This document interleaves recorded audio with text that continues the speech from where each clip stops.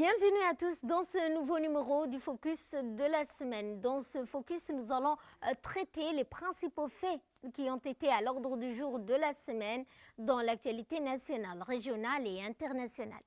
Et nous entamons ce focus avec ce ballet diplomatique. Le chef de l'État Ismaël Omar Guelleh a reçu les lettres de créance de 6 nouveaux ambassadeurs accrédités en République de Djibouti. Dans un tournant significatif pour la République de Djibouti, le président de la République a récemment élevé Djibouti sur la scène internationale en accueillant chaleureusement 6 nouveaux ambassadeurs et en acceptant leurs lettres de créance. Ce geste solennel a marqué une étape cruciale dans les efforts du pays pour renforcer ses liens diplomatiques avec d'autres nations. Il confirme l'extraction des publics à Djibouti en tant qu'acteur, rappelons-le, au niveau mondial.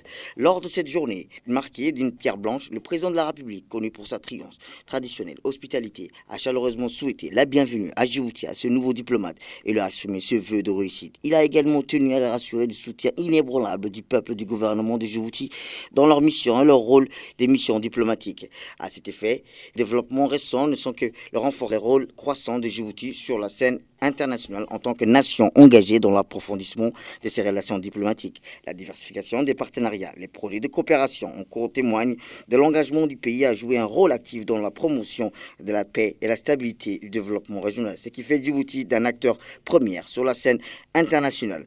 De ce fait, la montée en puissance, appelons-le, de Djibouti en tant qu'acteur international, des résultats d'une politique diplomatique constamment orientée vers la promotion de la paix, de la stabilité et du développement régional. Il convient de noter que ces diplomates de paix est un élément fondamental de la politique étrangère de Djibouti depuis de nombreuses années. Djibouti s'est toujours efforcé de jouer un rôle de médiateur dans les conditions régionales, de favoriser le dialogue entre les différentes parties prenantes. Cette approche a permis au pays d'acquérir une réputation neutrale et neutralité et de médiation constructive, renforçant ainsi son influence sur la scène internationale.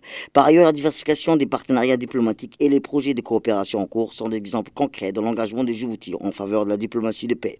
Le pays a établi des relations fructueuses avec de nombreuses nations et organisations internationales.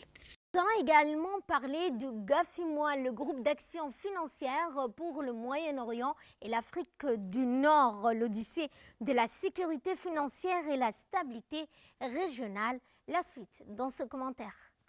Palace Campesquier, un rendez-vous de haute importance, a eu lieu en réunissant plus éminemment représentants du gouvernement et la présidence du GAFIOMAN, le groupe d'action financière internationale pour le Moyen-Orient et l'Afrique du Nord. C'est une étape cruciale dans le processus d'évaluation mutuelle de la République de Djibouti, un pays qui aspire à devenir un hub commercial et financier régional. Le Premier ministre Abdelrahman Al Mohamed a mené la délégation djiboutienne, démontrant l'engagement des plus hauts dirigeants du pays dans cette initiative vitale. Le GAFIOMAN, une institution internationale, a établi en 2012 40 recommandations qui représentent les normes internationales pour lutter contre le blanchiment d'argent et des capitaux et le financement du terrorisme. Chaque pays membre est invité à se soumettre à une évaluation mutuelle pour mesurer l'efficacité de ces lois et institutions face à 3 menaces majeures: le blanchiment des capitaux, le financement du terrorisme et la prolifération des armes et destruction massive. Avant de lancer ce processus d'évaluation, chaque pays effectue une auto-évaluation intitulée Évaluation nationale des risques pour évaluer son système de lutte contre le blanchiment des capitaux et le financement du terrorisme. Cette évaluation mutuelle comporte 2 axes indépendants: la conformité technique et l'efficacité.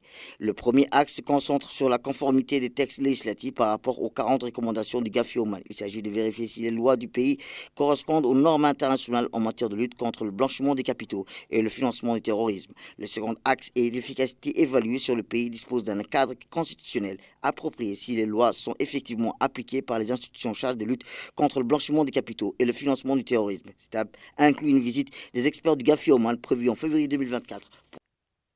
Également dans ce focus, nous allons voir la célébration de la journée mondiale de la normalisation qui a été célébrée en République de Djibouti. La suite dans cette séquence. Dans une cérémonie grandiose et empruntée de solennité, l'Agence djiboutienne de normalisation a récemment célébré la journée mondiale de la normalisation en étroite collaboration avec des organisations internationales de renommée. Cette célébration placée sous le thème « Inspirons une vision commune pour un monde meilleur » a été un témoignage vibrant à l'engagement de Djibouti envers l'excellence, la sécurité et le progrès économique. Sous la loi du ministre du Commerce et du Tourisme, M. Mohamed Warsa Madiriye, l'événement a rassemblé une assistance distinguée composée des membres du gouvernement, des parlementaires ainsi que des hauts cadres de l'administration publique. Les proches collaborateurs du ministre étaient également présents pour soutenir cette initiative cruciale. Depuis 1970, la journée mondiale de la normalisation est célébrée pour souligner l'importance vitale des normes de notre société. Elle met en lumière le dur labeur nécessaire à l'élaboration de ces normes et rappelle le rôle dans la garantie de la qualité des produits, la sécurité des consommateurs et la facilité du commerce international.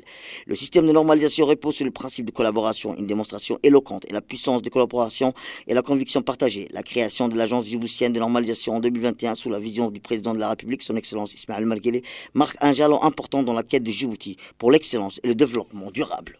Autre actualité de ce focus, eh bien, c'est le ministère du Travail en pole position pour l'emploi des jeunes et lutter notamment contre la précarité et le chômage des jeunes en République de Djibouti.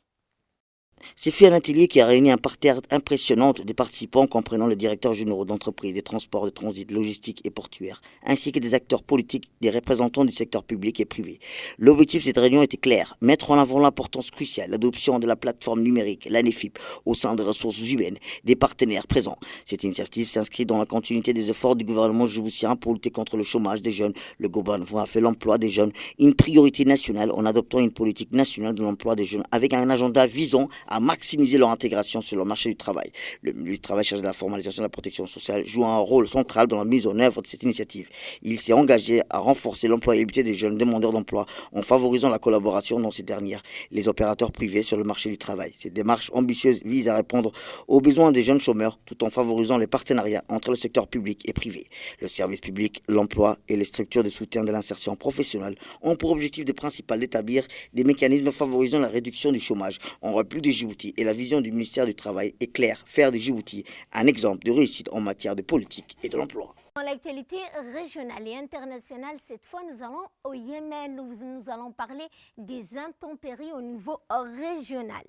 Des pluies torrentielles causent des crues soudaines et fait même des victimes. La suite dans ce commentaire.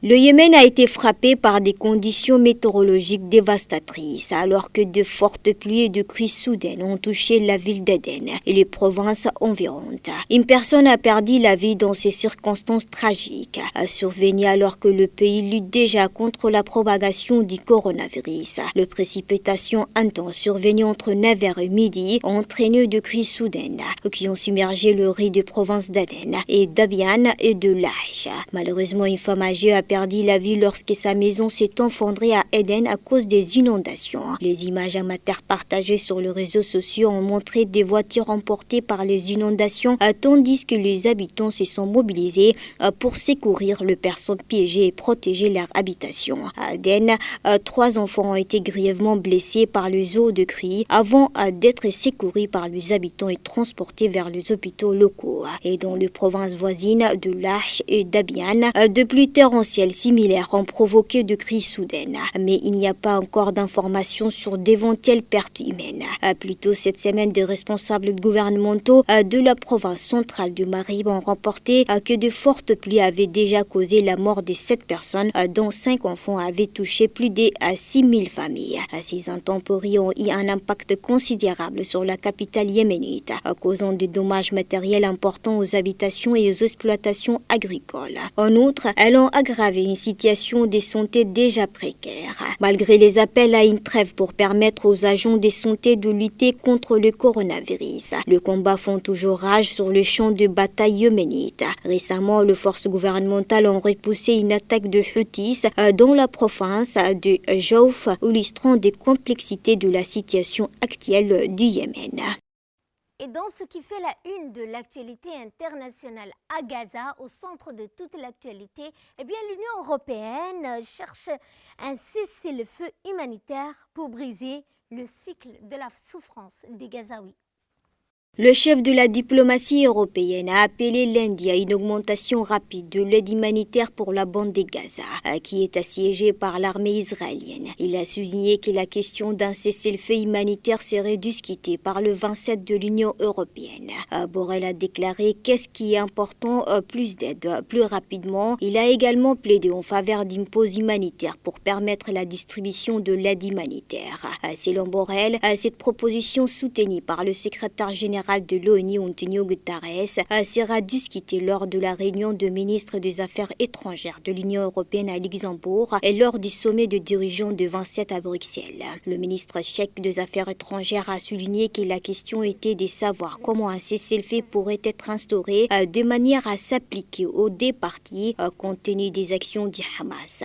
De même, la chef de la diplomatie allemande a souligné la nécessité de lutter contre le terrorisme tout en cherchant à atténuer les souffrances des populations des Gazaouis. Sur le terrain, un deuxième convoi de camions est entré dans la bande de Gaza et le président américain Joe Biden a annoncé un flux continu d'assistance cruciale pour Gaza. Antonio Guterres a insisté sur la nécessité d'un acheminement massif de l'aide, soulignant que les quelques dizaines de camions passés de l'Égypte vers Gaza étaient insuffisants pour répondre aux besoins des 2,4 millions des populations de Gaza. Et pour terminer, nous allons parler de l'afflux record des migrants aux Canaries, des défis humanitaires et instabilité au Sahel. La suite dans ce commentaire. Près de 1500 migrants africains ont récemment débarqué sur le côte des îles, dont un bateau transportant un nombre record de 321 personnes selon les services des secours de l'archipel espagnol situé au large du Maroc. Ces arrivées se sont produites cette semaine provenant d'Afrique subsaharienne. Samedi, un bateau en bois transportant 321 personnes, établissant ainsi un nouveau record pour le nombre de passagers sur un seul bateau arrivant. Auparavant, le record était 280 personnes en octobre. Des images diffusées par le chaîne de télévision publique ont montré l'arrivée de ces bateaux colorés au port avec des migrants souriants et se saluant mutuellement. Selon les données les plus récentes du ministère espagnol de l'Intérieur, les îles ont accueilli 23,537 migrants entre le 1er janvier et le 15 octobre, soit une augmentation de près de 80% par rapport à la même période de l'année précédente. Au cours de 2 premières semaines d'octobre, 8561 migrants sont arrivés, un chiffre record depuis la crise migratoire de 2006. Cette augmentation des arrivées est attribuée à la déstabilisation au Sahel, selon le ministre espagnol de l'Intérieur lors de sa visite. C'est ainsi que ce focus de la semaine touche à sa fin. Merci à vous de l'avoir suivi. Excellent week-end à toutes et à tous.